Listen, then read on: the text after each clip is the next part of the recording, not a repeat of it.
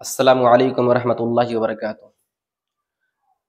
الحمدللہ رب العالمین والصلاة والسلام علی رسولہ الکریم، اما بعد۔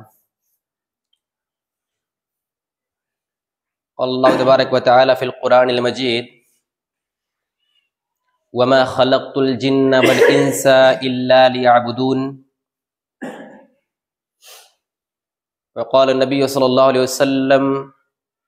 ترکت فیکم امرین لن تضلوا ما تمسکتم بہما کتاب اللہ و سنتی۔ میرے بزرگوں، اسلامی بھائیوں، آج میں اس گاؤں کے اندر آیا اور میرا اس گاؤں کے اندر آنا پہلی مرتبہ ہے۔ میں نے اس کے بارے میں سنا تھا، اس گاؤں کے بارے میں نے سنا تھا، ٹھکورا پور کو میں جانتا تھا، لیکن کبھی یہاں پہ آیا نہیں تھا۔ تو سب سے پہلے میں آپ سب کو اس چیز کے بارے میں بتلا دوں کہ میرا جو مشن ہے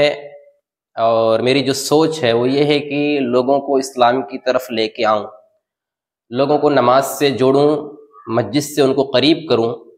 اور اسی لیے میں ہر گاؤں کے اندر جاتا ہوں، لوگوں کو اسلام کی باتیں سمجھاتا ہوں۔ اور یہاں پر بھی آیا، اکثر گاؤں کے اندر جاتا ہوں، لوگ کہیں پر بہت سے گاؤں کے اندر گیا، کہیں پر ایک نمازی، کہیں پر 2 بچے نماز پڑھنے والے ملے، اور کہیں پر تو کوئی نہیں ملتا ہے، کہیں پر ماشاءاللہ بہت نمازی ملتے ہیں۔ تو یہاں پر آ کر مجھے بڑی خوشی ہوئی، میں نے اندازہ نہیں لگایا تھا، اور جب مجھے معلوم چلا کہ یہاں پر 14-15 گھر مسلمانوں کا ہے، لیکن ابھی جب نماز میں نے دیکھا کہ یہاں پر اتنے لوگ ماشاءاللہ نمازی ہیں تو بڑی خوشی ہوئی۔ ویسے تو سارے لوگوں کو نماز میں آنا چاہیے، لیکن اور گاؤں کے بنسبت یہاں پر اتنے لوگ نماز میں حاضر ہوئے، اس کی وجہ سے مجھے بڑی خوشی اور مسرت محسوس ہوئی یہاں آپ لوگوں کو دیکھ کر۔ کیونکہ میں نے ایک گاؤں میں دیکھا وہاں پر 2 بچے صرف نماز پڑھنے والے تھے، ایک گاؤں میں دیکھا تو صرف ایک بزرگ نماز پڑھنے والے تھے، اور یہاں پر ماشاءاللہ بہت لوگ نماز پڑھنے والے ہیں۔ دیکھیے اللہ رب العالمین نے قرآن مجید کے اندر فرمایا کہ وما خلقت الجن والانس الا لیعبدون، کہ میں نے جناتوں اور انسانوں کو صرف اور صرف اللہ رب العالمین کی عبادت کے لیے، یعنی اپنی عبادت کے لیے پیدا فرمایا ہے۔ ہماری تخلیق کا جو مقصد ہے، دنیا میں آنے کا جو مقصد ہے، وہ یہ ہے کہ ہم اللہ رب العالمین کی عبادت کریں۔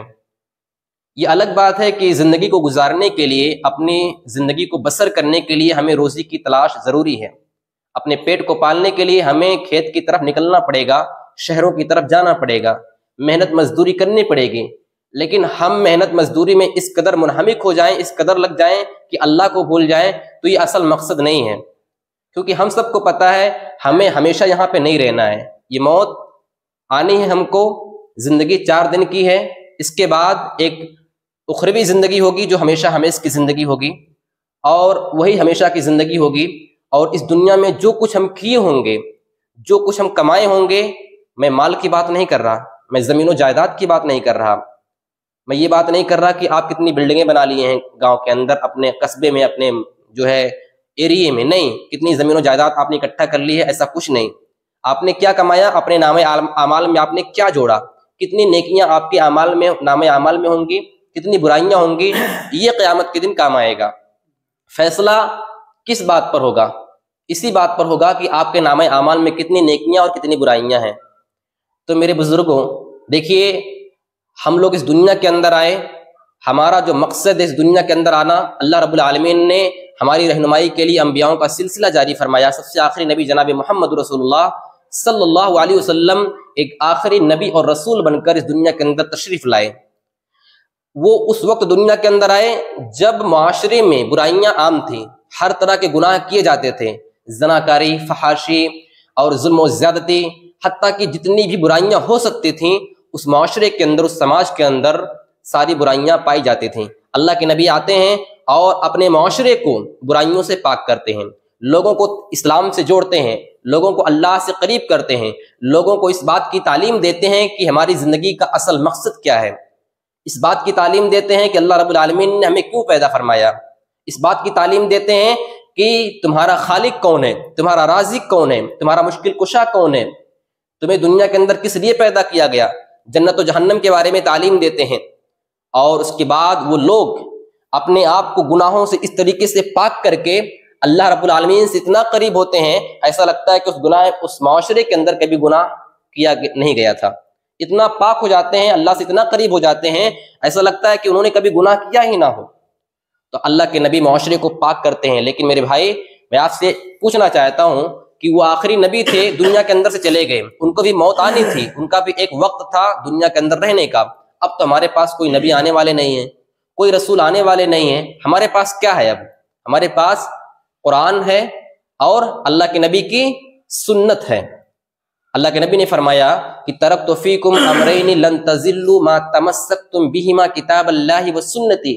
میں تمہارے درمیان دو چیزوں کو چھوڑ کر جا رہا ہوں، ایک اللہ کی کتاب قرآن مجید ہے اور ایک میری سنت ہے۔ تو انہی دونوں طریقوں پر، قرآن پر چل کر، حدیث پر چل کر ہمیں اپنی زندگی کو بسر کرنا پڑے گا۔ اگر اس سے ہٹ کر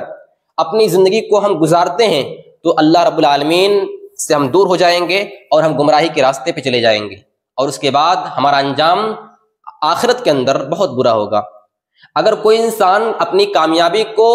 غیروں کے دھرم میں، غیروں کے ریلیجن میں اور غیروں کے تہذیب و تمدن میں تلاش کرتا ہے تو انسان بہت بڑا جو ہے ناسمجھ انسان ہے۔ کیونکہ آپ دیکھیے، میں آپ سے پوچھنا چاہتا ہوں، شاید آپ نے اسلام کے بارے میں اگر پڑھا ہوگا تو اللہ کے نبی کی آمد کے بعد، جب اللہ کے نبی دنیا سے چلے جاتے ہیں، اس کے بعد جو صحابہ کرام ہوتے ہیں وہ کس طریقے سے کیا عمل کرتے ہیں، کون سا عمل کرتے ہیں کہ پوری دنیا میں ان کا ڈنکا بجتا ہے۔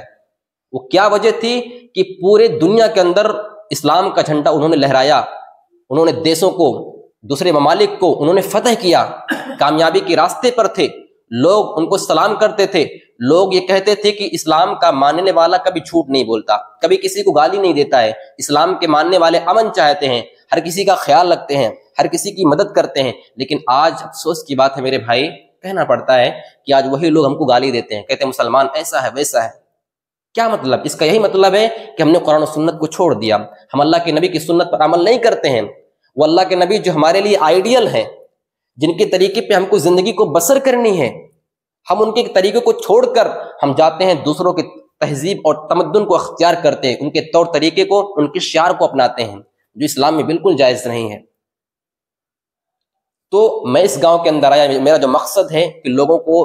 مسجد سے قریب کروں، کیونکہ مسجد ایک ایسی جگہ ہے، ایک ایسا مدرسہ ہے مسجد، جہاں سے آپ دین کی باتیں سیکھ کر اپنے سماج کے اندر جائیں گے۔